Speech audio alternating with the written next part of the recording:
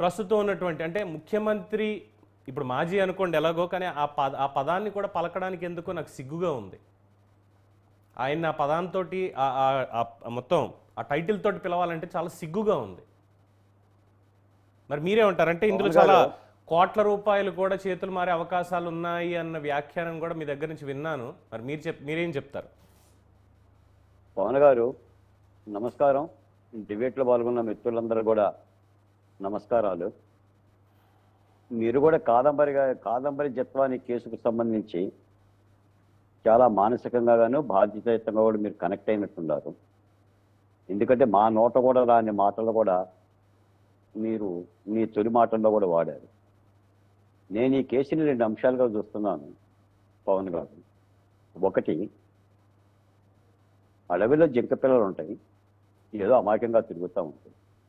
2-3 పులులు మాటు వేసి ఆ జింక పిల్లను గొంతు నులిమి చంపి ఆరగిస్తాయి, తినేస్తాయి. ఇది ఒకటి అంశం. 2, అవి తిన్నాక కొన్ని నక్కలో కొన్ని అడవి కుక్కలో వెళ్ళి తొడేళ్ల మంది వెళ్ళి మిగిలిన ఆహారం. ఇప్పుడు కాదంబరి విషయంలో కూడా ఆంధ్రప్రదేశ్లో బాధ్యతాయుతమైన ఐపీఎస్ పాత్రలో ఉన్న 3 అధికారులు చేసిన ఒక పులుల దాడి. ఆ దాడి మీద దర్యాప్తు జరుగుతున్న నేపథ్యంలోనే ఇప్పటికీ కూడా ఆ అమ్మాయిని, ఆ ఆడకూతుర్ని వ్యక్తిత్వ అనహనం చేయటం, ఎనీ ట్రాప్ అని పేర్లు పెట్టి ఊర కుక్కల్లాగా, పంది కుక్కల్లాగా అనకూడని మాటలు కూడా వస్తున్నాయి. నేను వాళ్ళ బూత్ ఛానల్లో చూస్తున్నాను. చాలా దుర్మార్గమైన దాడి చేస్తున్నారు. నేను 2-3 పర్యాయాలు కాదంబరి గారిని విజయవాడలోనే కలిశాను. నర్రా శ్రీనివాస్ గారు, ఉమేష్ చంద్ర గారు నా మిత్రులు.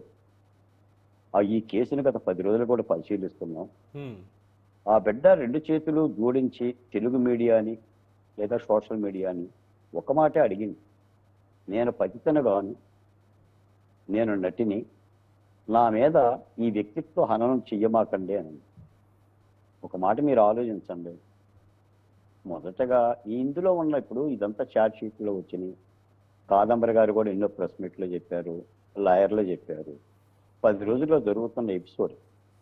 నేను మళ్ళీ వీటన్నిటి జోలికి పోను. నేను ఆ డాక్యుమెంట్లు ఎక్కడ, నిజంగా కుక్కల విద్యాసాగర్ దగ్గర బ్లాక్మెయిల్ చేసిందా, ఎఫ్ఐఆర్లో ఏం పొందుపరిచింది, వీటన్నిటి జోలికి పోను. కానీ ఒక మాట చెప్తాను, ఈ కాదంబరి కేసు కూటమి ప్రభుత్వానికి ఒక టాస్క్. నిజాయితీగా కూటమి ప్రభుత్వం గత ప్రభుత్వం చేసిన అరాచకాల మీద కనుక చర్య తీసుకోదలుచుకుంటే ఈ టాస్క్తో ముందుకెళ్ళచ్చు. దీని దర్యాప్తు వేళ్ళు ఎంత దూరం ఉంటే అంత దూరం శోధించి పాత్రదారులతో పాటు వెనకనున్న సూత్రధారులు కూడా పట్టుకోవచ్చు. నేను ఆ పేర్లు కూడా చెప్పనక్కర్లా. ఇందులో సజ్జల జిందాల్ అనుబంధమా అని నేను చెప్పనక్కర్లేదు. ఎంతవరకు ఉంటే అంతవరకు వెళ్ళొచ్చు. నేను ఒక మాట చెప్తా పవన్ గారు, నిజంగా ఈ రాష్ట్రంలో కనుక వైసీపీ పరిపాలన కనుక వచ్చి ఉండట్టయితే కాదంబరి ఏపీకే వచ్చేది కాదు. ఏమో డౌటే, బతికుండేదా లేదా? ఈ అంశమే బయటకు వచ్చేది కాదు. మీకు తెలుసో లేదో, కాదంబరి కొన్ని చెప్పలేని విషయాలు కూడా చెప్పలేకపోతుంది. తన మీద జరిగిన భౌతిక దాడి లేదా మానసిక దాడి లేదా లైంగిక దాడి, ఇలాంటి అంశాలను కూడా చెప్పలేకపోతుంది. నిజానికి మనం వ్యవస్థలను పాడు చేసింది వైసీపీ పార్టీ, వ్యవస్థలను పాడు చేసింది వైసీపీ పార్టీ అని అంటుంది. వైసీపీ పార్టీ వ్యవస్థలను పాడు చేయాల, వ్యవస్థలుగానే ఉండే. వ్యవస్థలే కనుక పాడు చేస్తే ఆపరేషనే జరగాలి. వ్యవస్థలో ఉన్న కొంతమంది ఐపీఎస్లని జేపీఎస్లుగా వాడుతుంది. ఇది జరిగిన పని. అది ఐపీఎస్లో జరిగింది, ఐఏఎస్లో జరిగింది, జ్యుడిషియల్ సెక్టార్లో జరిగింది, పొలిటీషియన్ల సెక్టార్లో కూడా జరిగింది. మీరు ఒక మాట అన్నారు ఇందాక, మా మహిళా మంత్రి, హోంమంత్రి తానేటి వనిత. అసలు హోంమంత్రికి ఏం చెప్పి చేశారని చెప్పేసి అని తానేటి వనితని మాట్లాడతాం. సకల శాఖ మంత్రి సజ్జల గారే కదా. ఆమె ఏనాడని అడ్రస్ చేసిందా? అసలు ఆ విషయం తెలుసా? కాబట్టి ఒక దుర్మార్గమైన ఒక పరిపాలన చూసాం. నేను అనేది ఏంటంటే, ఇప్పుడు విశాల గున్ని గారు తన తుపాకీని గత ప్రభుత్వం మీద గురిపెట్టాడు. లిఖితపూర్వకమైన వాంగ్మూలం ఇచ్చాడు.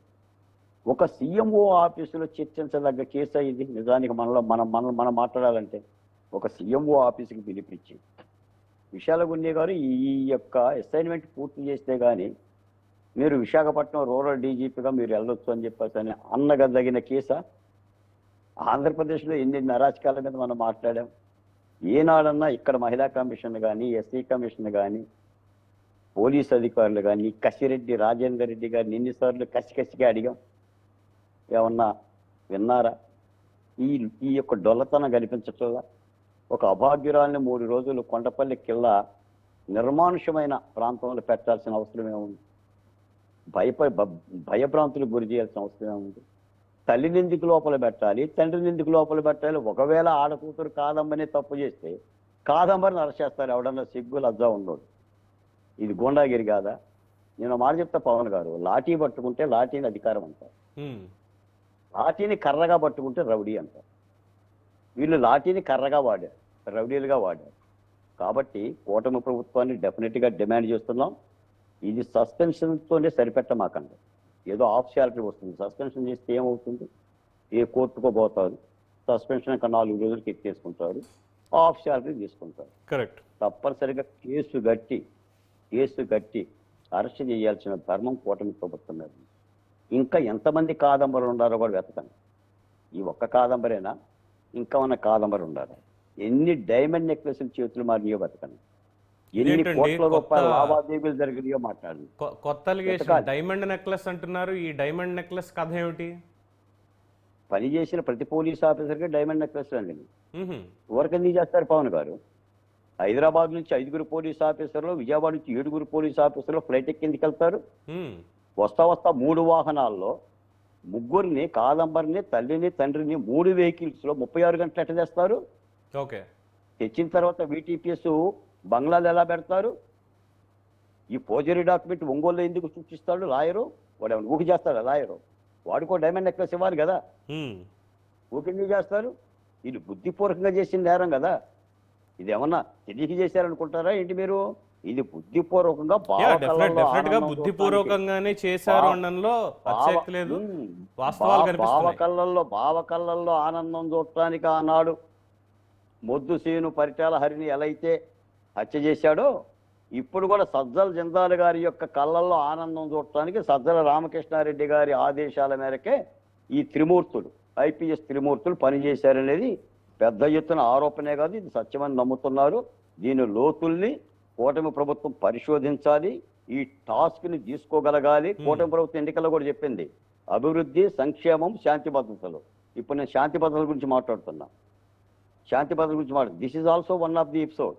ఏ శాంతి భద్రత అనేది ఒకసారి మనం తర్వాత మాట్లాడదాం. ఏ శాంతి భద్రత అనేది గత 5 ఏళ్ల గవర్నమెంట్ లో జరిగిన అరాచకాలు, దౌర్జన్యాలు, శిరోమండలాలు, మారణకాండ, అవన్నీ కూడా పరాకాష్ట ఈ శాకాంబరి.